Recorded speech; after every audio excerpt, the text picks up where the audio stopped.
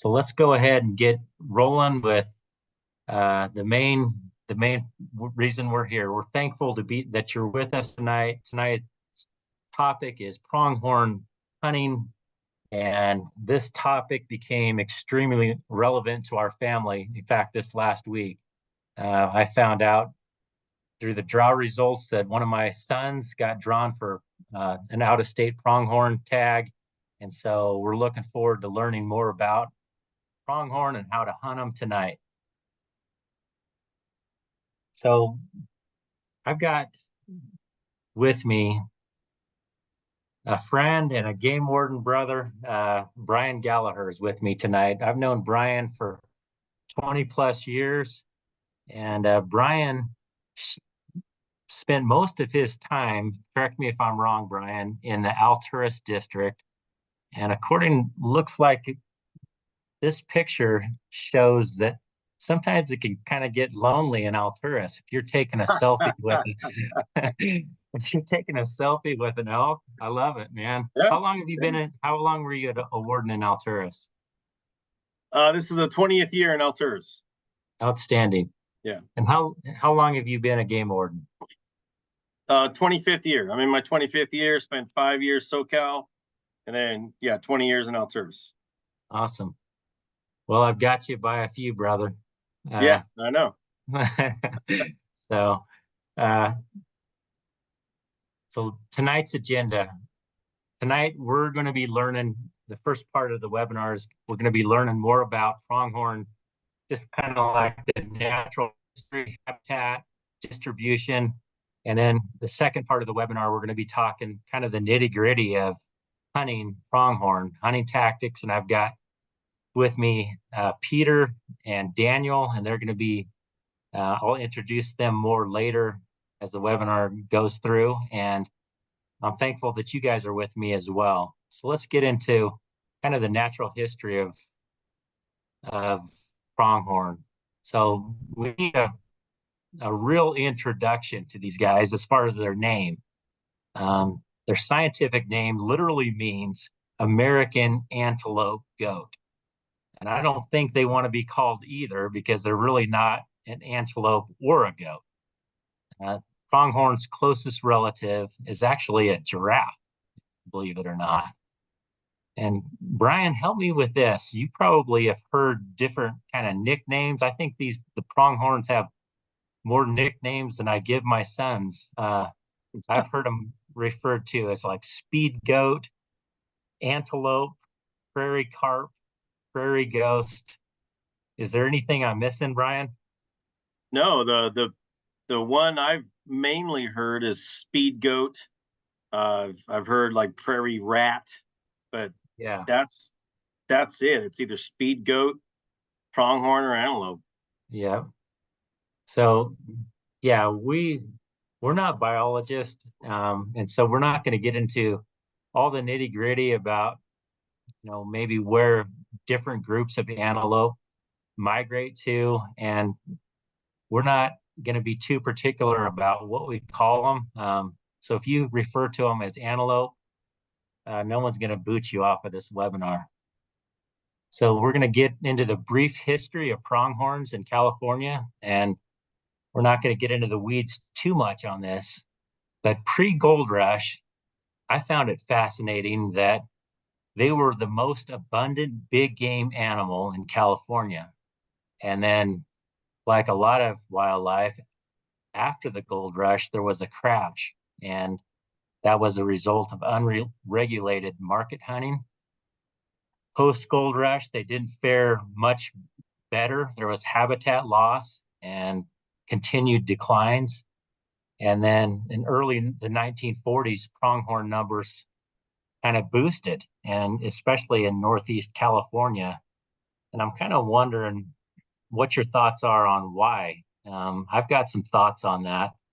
I did a little bit of research on that, and it sounds like there were some improved game law enforcement and decreased winter livestock and just more of science-based wildlife management practices, which makes sense. I think that's kind of what has happened to a lot of the wildlife in California. This is a California pronghorn distribution map, and you could see where they're located within California. I took this off of the California Fish and Wildlife website. You could see the main distribution is kind of up in Bryan's old neck of the woods, northeastern California. And you could see, and you could read more about the populations in other parts of the state and how they got down there. It's pretty fascinating, but it's a little bit more in depth for our webinar tonight. So pronghorn habitat. So have you ever been scooting across the landscape, whether it's in Nevada, Wyoming, and it's like there's a lot of times just nothing out there, and then all of a sudden you see a white patch out in the sage, and you wonder, oh man, how in the world is this animal thriving out here? Or that's kind of where they live. They live out in the sagebrush, low sage, bitterbrush, grassland, pinyon juniper, riparian, and alkali desert scrub habitats. So what do they feed on? They feed on forbs, which are flowering plants that are other than grass, and browse, which is sagebrush, bitterbrush, that kind of stuff, and water. According to the research that I was able to find on this, they usually water once a day, but that's really dependent on the time of the year and what they're eating, how much water is in the vegetation they're eating. What's your experience with that, Brian? Are in Alturas, are they usually watering at least once a day during the summertime? It's oh yeah, easily at least that. Normally you see in the summertime you don't see pronghorn where there's not some kind of water close by, whether it be a reservoir, lake, or a spring. In that high desert country, there's a lot of springs. There's way more springs than you think, and so you might think that it's pretty dry, arid country, but it's really not. And those Right. springs will hide in those little coulees and ravines that you don't see. So I would say they're never more than an hour walk from some kind of water, and that's just Yeah. my experience. There's enough water out there to where that's usually not a problem. Makes a lot of sense. So let's get into some fun facts about pronghorn. They're the fastest land animal in North America. Pronghorn can run at speeds close to 60 miles an hour. I know you sent me a video, Brian, of some antelopes scooting out of the country. Um, that kind of begs the question. So, are they a pretty spooky animal in your experience? Do they spook pretty easy and just take off like that? That's what's the coolest thing about pronghorn is they're so unpredictable. They'll Yeah, if one of them splits, they all split, but it takes a lot. They're unpredictable. Sometimes they'll look at you, and so no, I wouldn't say they're very spooky. But when they do run, they all go. Um, yeah, so it's kind of hard to say, man. They're very curious, so sometimes they won't be spooky. They'll be checking you out as much as you're checking them out. yeah. So it's hard to say, and I guess it depends on the animal and if it's during the rut. If a doe splits, then the buck's going to split to kind of gather her back up. So, but that's what's really cool about them is they're so unpredictable, and you never know what they're going to do. Yeah. I've noticed that too. Sometimes even on stocks, and we'll get into this more on the hunting tactics portion of it. It just seems like there's some that you're able to get close to, and then there's some. Yeah, I guess it's similar to other big game where it's like it just depends on the critter and the herds. Sometimes they get really comfortable where they are, and right. they're not willing to get up and leave. Well, And the one thing they'll do too is if they split, unlike a like say an elk, if an elk splits, most likely they're going to keep going for quite a while. The deer will stop and look at you, but pronghorn yeah, will sometimes they'll just do these big circles, Yeah. They'll run, but that doesn't mean they're out of the area. I've seen them to where 20 minutes later they just done a humongous circle around you, and they're Yeah. pretty close to right back within a couple hundred yards, or like say a quarter mile of where they were when you first saw them. Right. And that's what's interesting about them, is they're kind of goofy like that, where they're not like any other animal. Yeah. I think I think they're beautiful. I mean, Yeah. I think they're probably one of the most beautiful big game animals, just their color patterns, and I think they're fascinating to watch. So if you ever get a chance, even to not hunt them, just go out with a spotting scope and Yeah. watch their behavior. I think they're fascinating. Um, so predator avoidance. So they're relying on speed and their ability to detect and see moving predators, and vision, absolutely incredible vision. They can spot predators at over 3 miles away. And a little bit of research is saying that they have similar vision to a human that has like 8 power binoculars on their head. So it's uh, and the other thing, it's their visibility. It's not as limited as like maybe a deer or an elk, and they're able to. Their visibility is over 300 degrees, and their eyes are as big as an elephant's. So if that doesn't make you a little bit intimidated to hunt them, I guess I guess we need to know these animals. So they're most active at twilight, before sunrise, and after sunset. And this is something I had no idea about. Pronghorns may migrate up between summer and winter ranges up to 93 miles in California. Have you seen that in your district, your old district? What's that again? Um, Pronghorn migration. Have you seen them Oh yeah, moving quite a bit? sure. They won't move. They'll move maybe in and out of Nevada a little bit in my country, but they'll move say from X2 to X3B. They'll Hmm. cross over just old historic migration routes. But we have seen a drastic decline in the last I don't know, 5 to 8 years. But yeah, they'll move, but they'll never completely blow out of the area. They'll just move from one part of the area to the next. Right.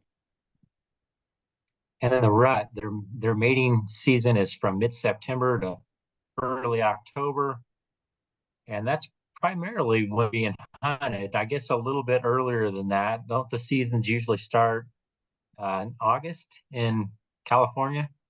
Yep. Early Okay, August for archery. so gotcha. So twins are generally born in the spring, and single births are less common. I guess that would be dependent upon the year. Do you see a lot of twins normally in the spring, Brian? Oh, I wouldn't say a lot, but we Yeah, see them. yeah, Hard to say. yeah, got it. So physical characteristics, bucks weighing between 90 to 140 pounds and does weighing between 75 to 105 pounds. So the vitals, they have oversized windpipes and hearts that allow large amounts of oxygen and blood to be carried to and from humongous lungs. And a lot of people get antlers and horns a little bit confused, but antelope are, I think, are a little bit confusing because both male and females have horns made from keratin, which is kind of like human fingernails, and the sheaths are shed and grown every year. So, have you ever found an antelope shed out poking around the woods? Yeah, one time. Okay, Still have it. that's awesome. Yeah, they're pretty cool.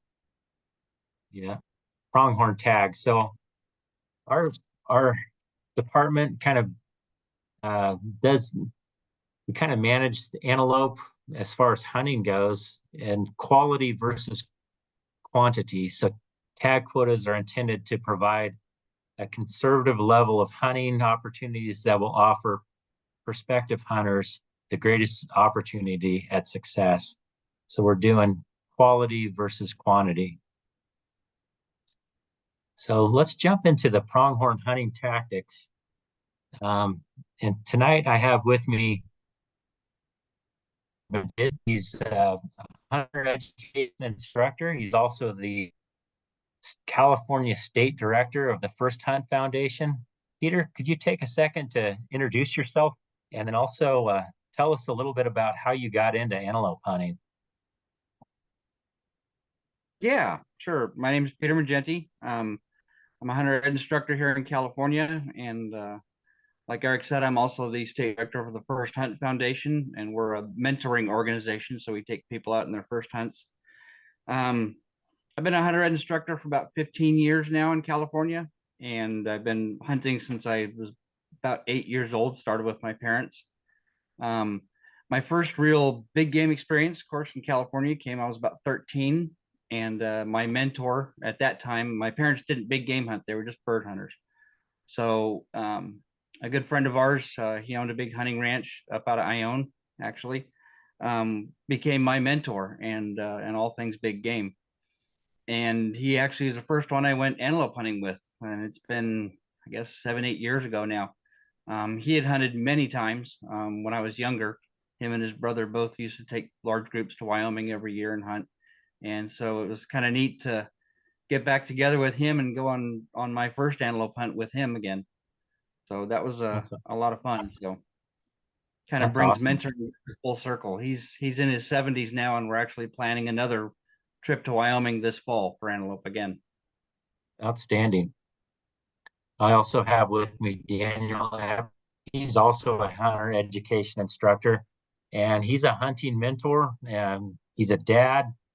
Tell us a little bit more about your experience, Daniel, hunting pronghorn and how you got into it. Yeah, hi. I've been teaching hunter ed for about 18 years. I'm a lifelong hunter. Hunted deer, a couple elk in California. I've been fortunate for that. And my two of my boys, my oldest and my youngest, both drew pronghorn tags. One about 10 years ago, and one last fall. So yeah, that's the bigger one. This one here, that's my oldest sons, and the smaller one, that's my younger sons. And yeah, And I think you were up in Brian's neck of the woods when you guys harvested those. That was out of Surprise Valley. Is that correct? that's correct. Yep. Awesome. Brian, did you run across this guy in your dealings? No, but that video was taken off the Barrel Springs Road. Okay, Yeah. very So good. you probably know that, Daniel. Yeah, That sure. road at least. Yeah. Yeah.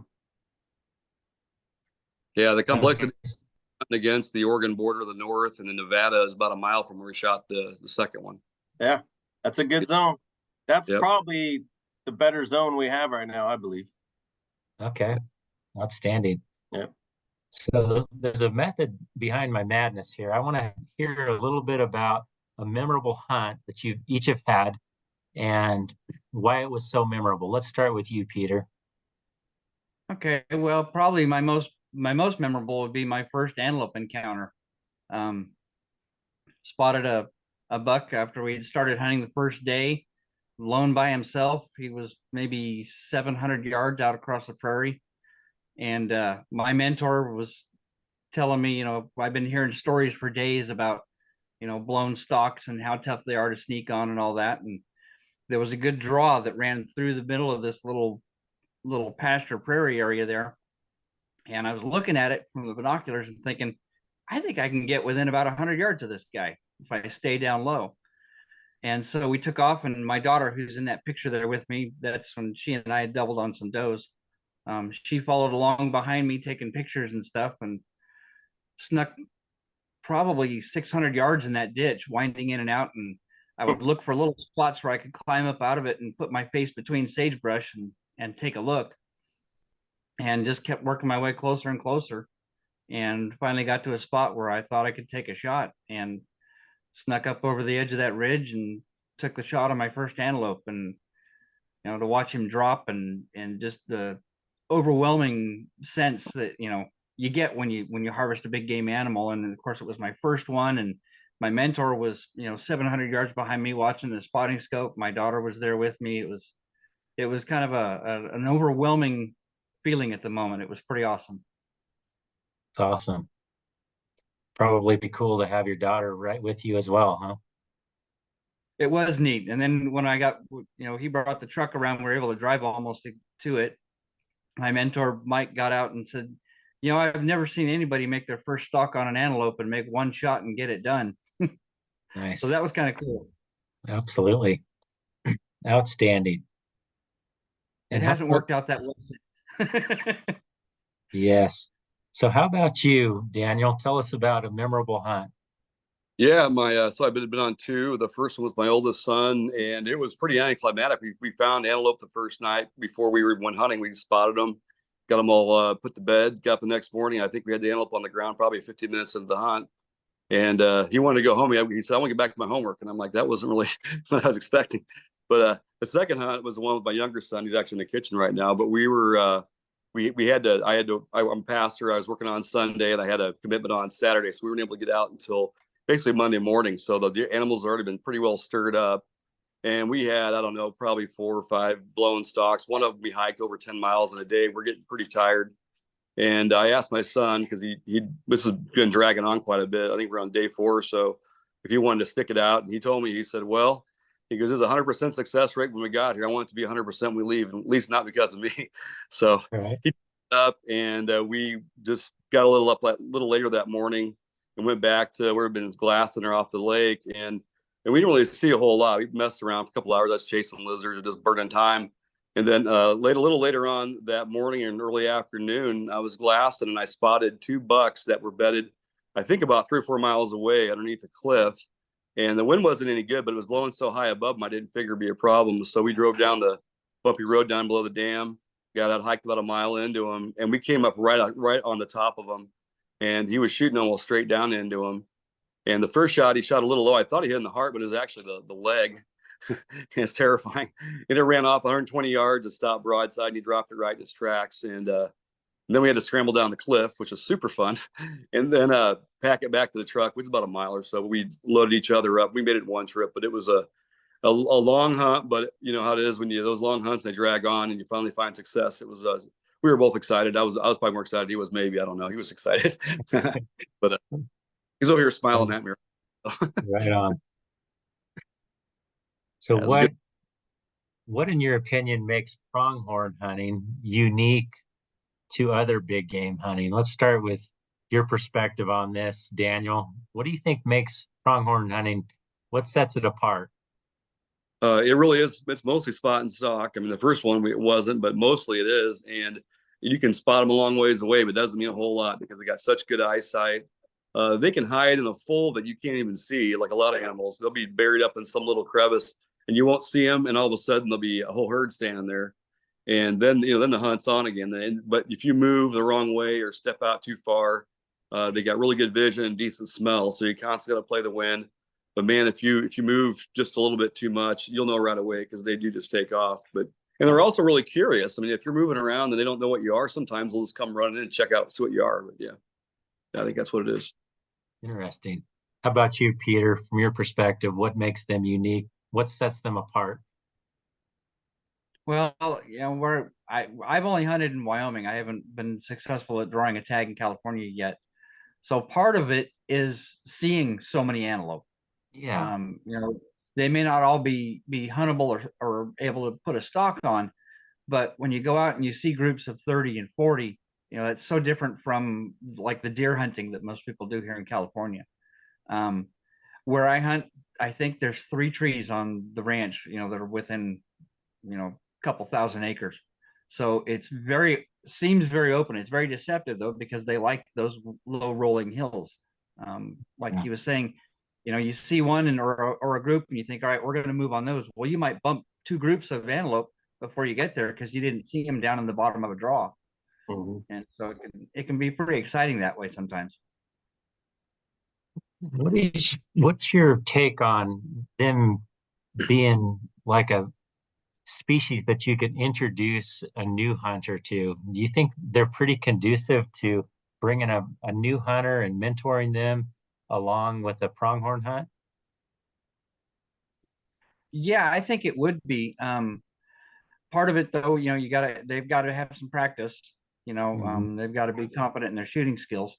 But what's nice, at least where I hunt, there's a lot of opportunity. So that is really crucial for mentoring a new person. Because sometimes you'll take somebody out, say deer hunting for their first time, and here in California, you may not see a legal buck for the first 3 days. You know, Mm. so with pronghorn hunting, odds are you're going to see antelope, and at least that keeps that encouragement, that excitement level stays up the whole time while you're mentoring someone that way. Absolutely. So let's just say you were lucky enough to draw a tag, or maybe you're talking to us that we've got a tag for another state. Talk to us about hunt preparation. Let's start with you, Daniel. What did you do to prepare for your hunts?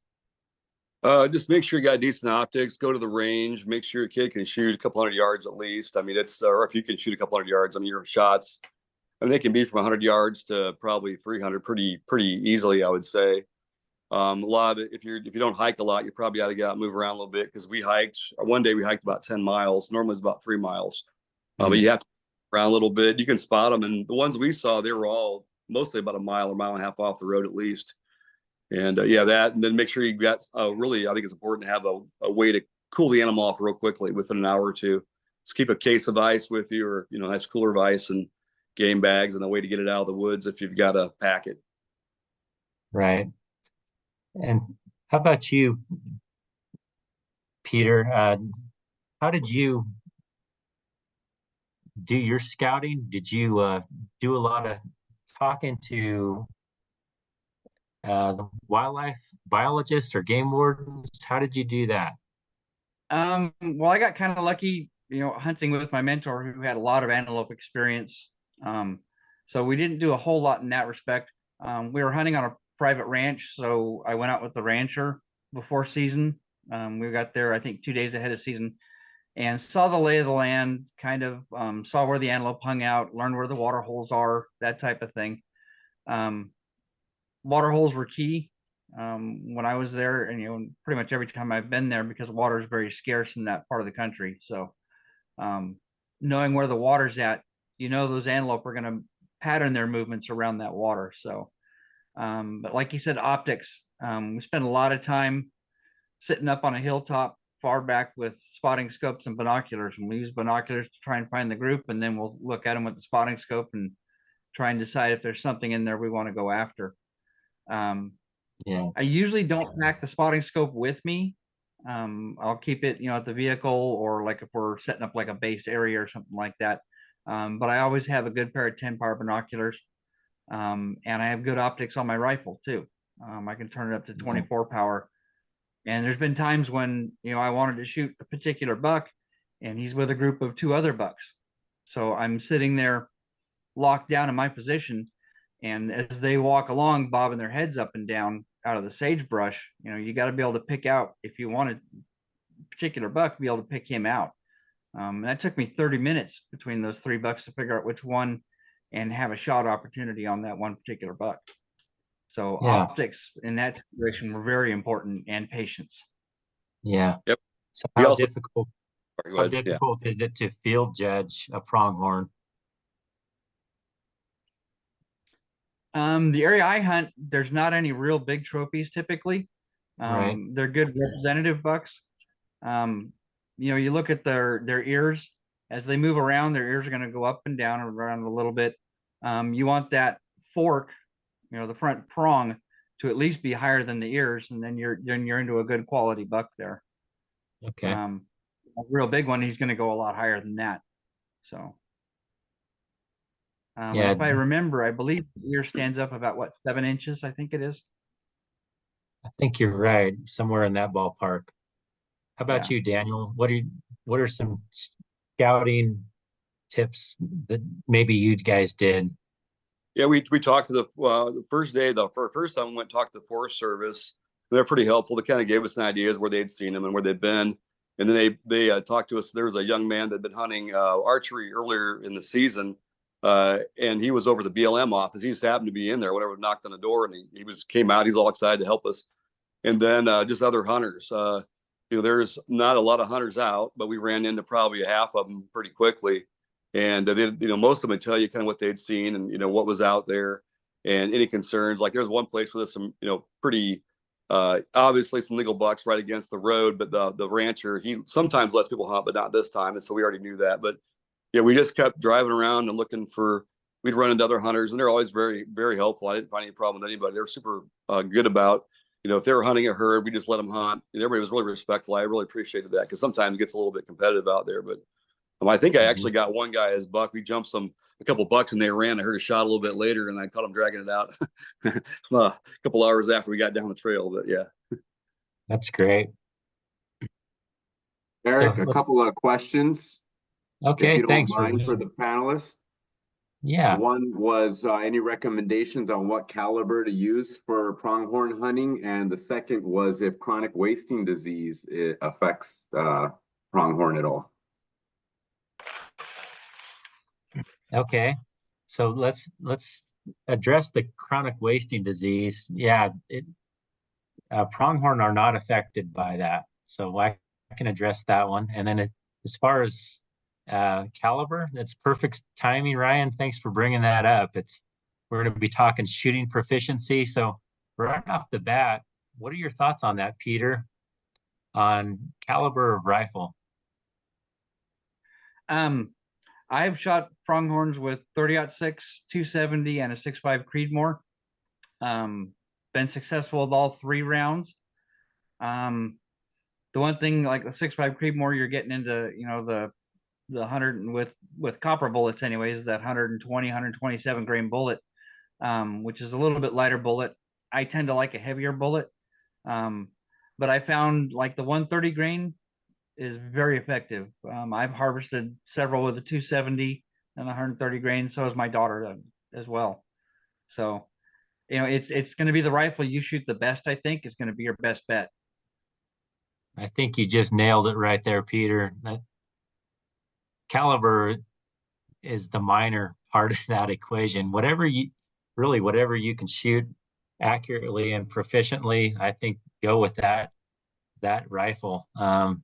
Knowing that their vitals, man, 9 inches in diameter, and that just makes a hunter want to know his limitations. So how accurate are you? And you should know that at the range. You should know your limitations prior to going out hunting. And then what were the distances? What's the furthest you've ever shot, Peter, on an antelope? The furthest shot I think I've taken on an antelope is probably 350 to 375. Okay. Closest 70 yards. Yeah. That was a pretty good stock. The other thing I'll mention too, you talk about being really good with your rifle at a range.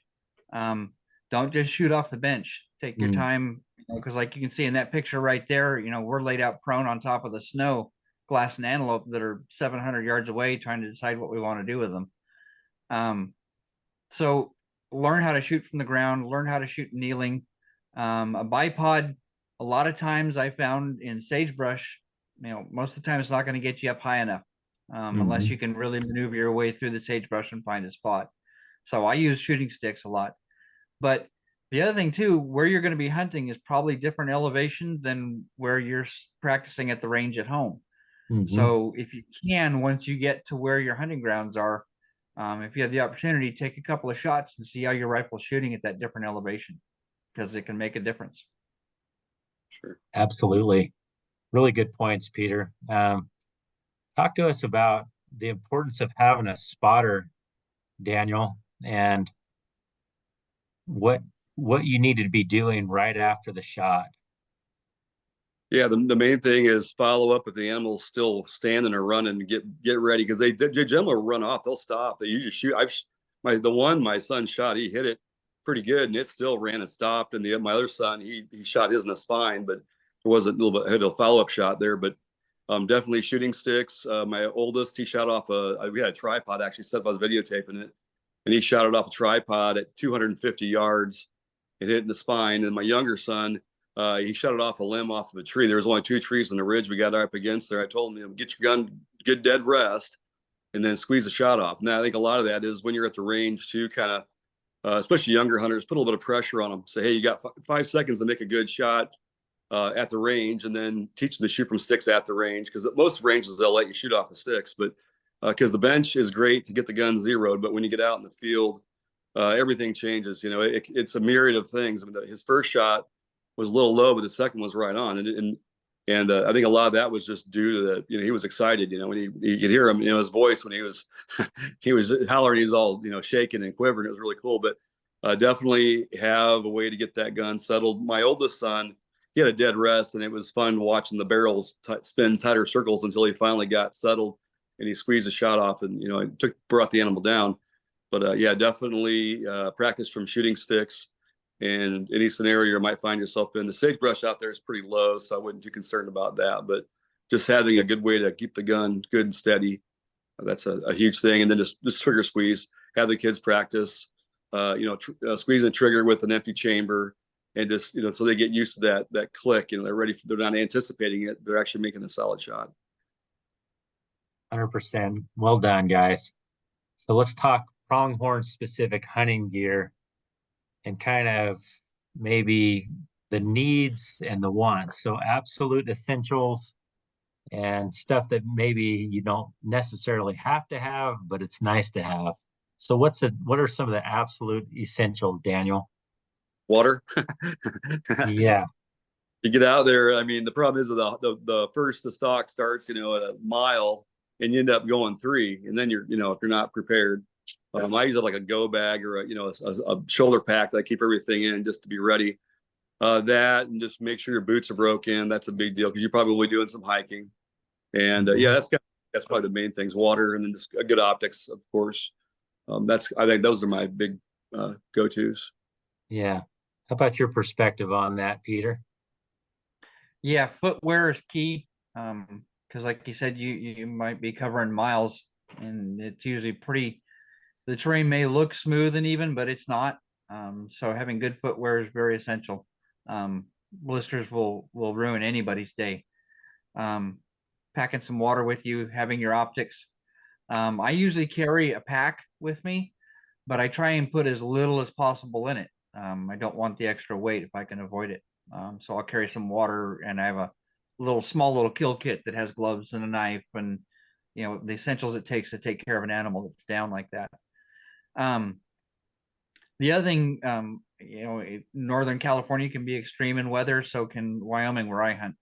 So when we get there, you know, I've had it where it was 70 degrees one day, and 3 days later at the end of our hunt, it was snowing and, 20 degrees.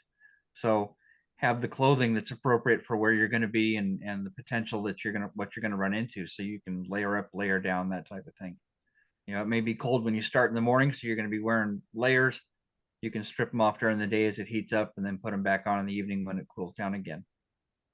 Yeah, Modoc, we had snow and about everything in between one day or the other. And then it was pretty warm when we shot the end. I think the antelope was down. I think it's probably 75 or something after that. But we saw the gamut. Yeah. Yeah. And I think another essential, I think, would be to have, especially in that you're hunting a lot of times in warm temperatures, just having an ice chest that's got plenty of ice, and be prepared. And we're going to be talking more about that, what to do after the shot. But yeah, just don't have that as an afterthought. Like, okay, now I've got an animal down. How am I going to cool this down? But to have an ice chest that's ready to rock. So let's talk kind of nitty-gritty here, guys. The hunting tactics. A lot of people have hunted deer, and fewer people have hunted pronghorn. So what are some of the similarities and differences from deer hunting? Let's start with you, Peter. For me, some of the similarities are spending time behind glass. Yeah. I do that a lot when I'm deer hunting. Whenever available, I'm going to post up on a ridge top somewhere and really pick that ground apart. And so I do the same thing with antelope. Antelope I find are a little easier to spot if they're there, because they've got those big white patches on them, so they can kind of stand out a little bit unless there's snow on the ground. Especially if it's spotty snow, then they get really tricky because they look like spotty snow. So glassing is probably the main similarity. Stalking antelope, you do want to keep the wind to your advantage, kind of like with deer, but they're more a sight creature. So staying out of sight is more important, I think, to me at least, than worrying about the wind as much like I do with deer. I've never Makes- used necessarily a blind, but I do use natural cover a lot. I've even used fence posts as a cover. They're used to seeing that fence post, that fence line there. I'll stay right next to that fence line if there's a group that I can sneak up on, and I'll just stop every post. I'll move 10 feet, stop, move 10 feet, stop for that slow stalk. Yeah. How about you, Daniel? Any thoughts on actual hunting tactics? You're muted, bud.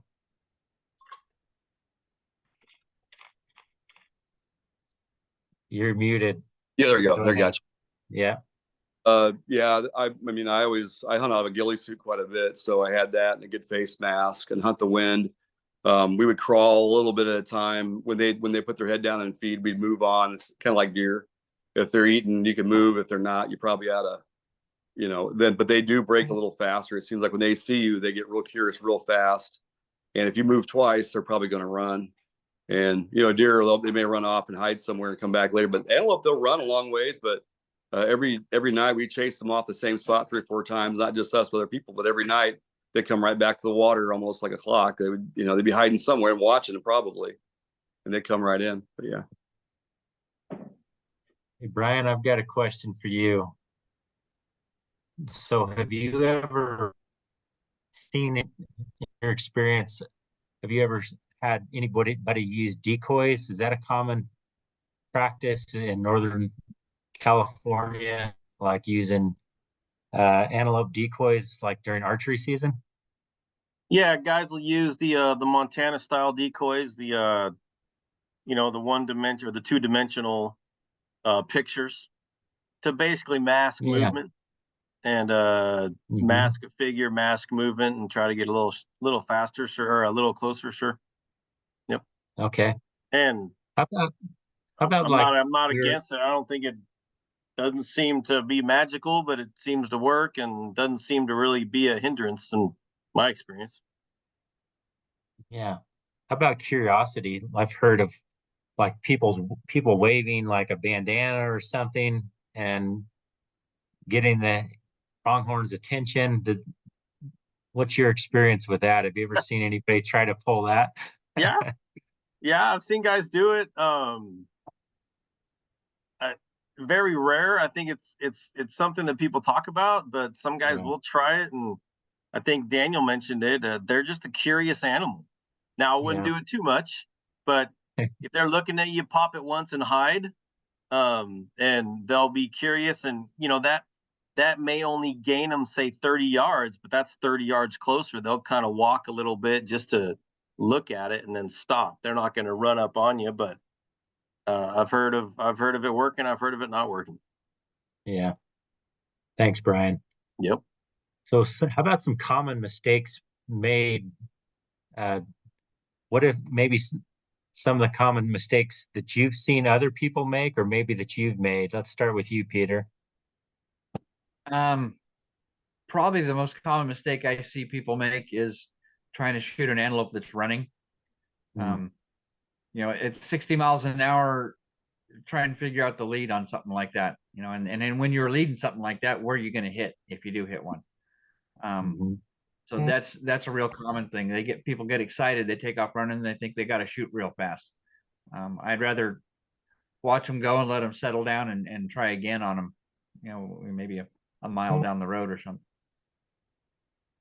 I couldn't agree more. I think that's a common mistake with a lot of hunting. People just rushing the shot, thinking they uh, pull that trigger as fast as possible rather than getting a good rest and squeezing that trigger. How about you, Daniel? What have you learned not to do?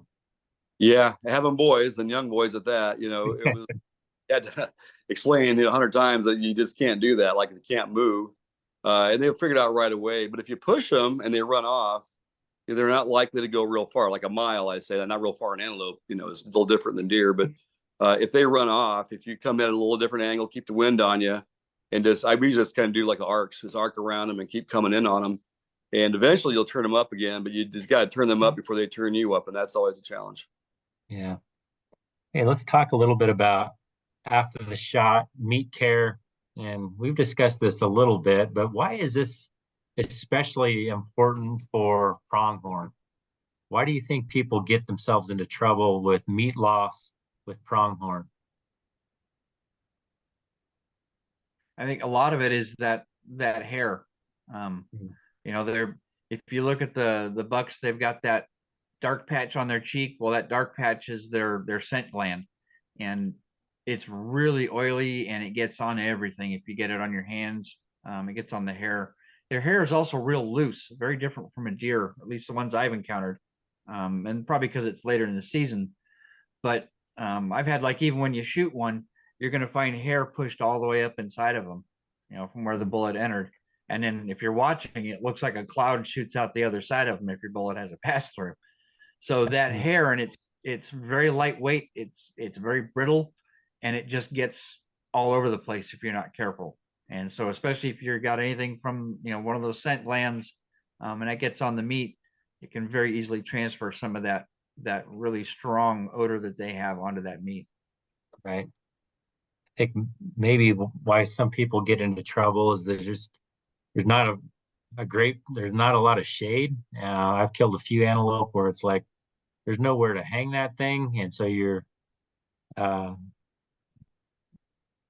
there's nowhere to sometimes cool it down other than in an ice chest.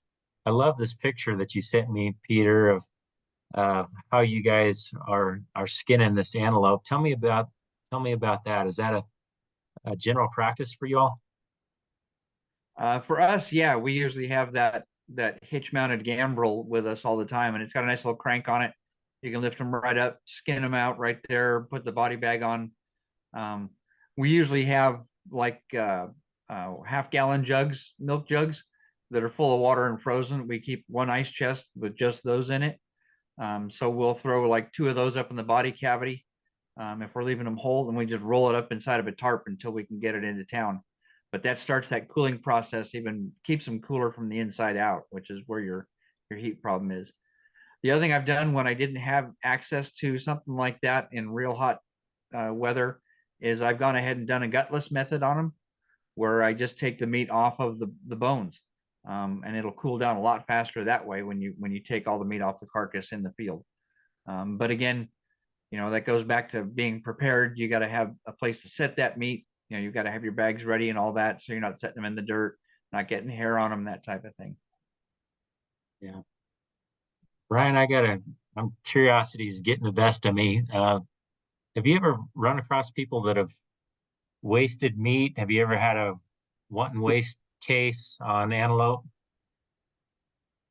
No, never had a case, but I've sure come across some meat that I wouldn't be comfortable eating. And it's not a case because they say, "Oh, I'm going to eat it."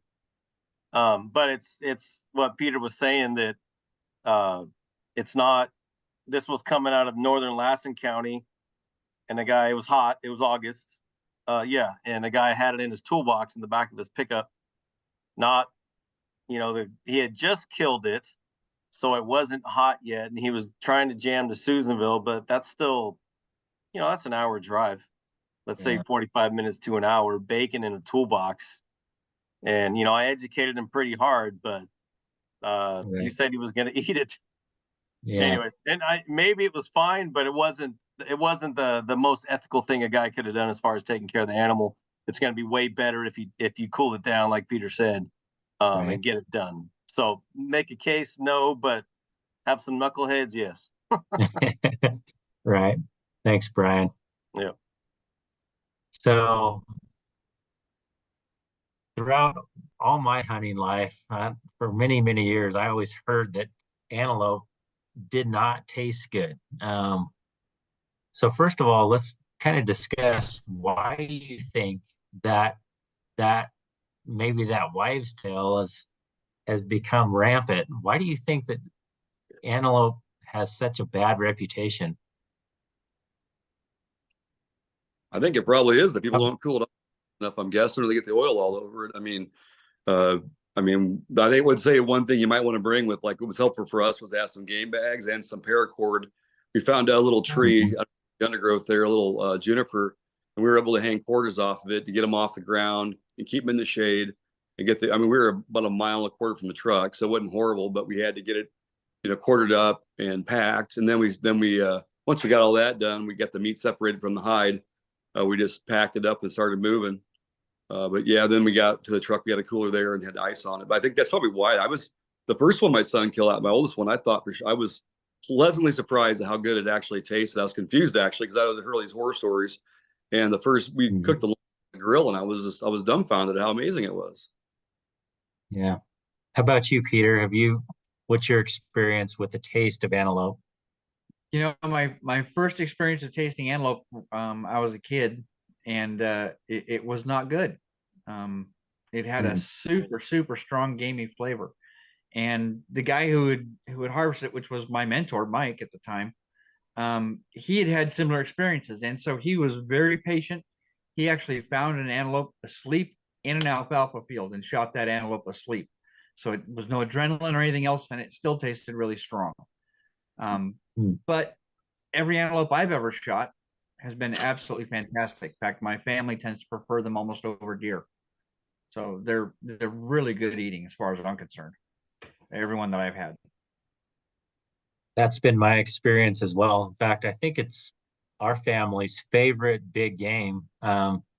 So much so, I got to tell a story on my wife here. When she was pregnant and with twins, we went camping, and I brought a pack of antelope meat, and I got back from fishing, and the whole package was completely consumed. And I guess we could just blame it on her having twins. But she had literally asked me, "What is this? This is so, so delicious." And anyway, that was her first experience tasting pronghorn, and every pronghorn that we've ever harvested has been so, so good. So um, that being said, I think we're about ready to kind of close out the webinar. This is our resources page.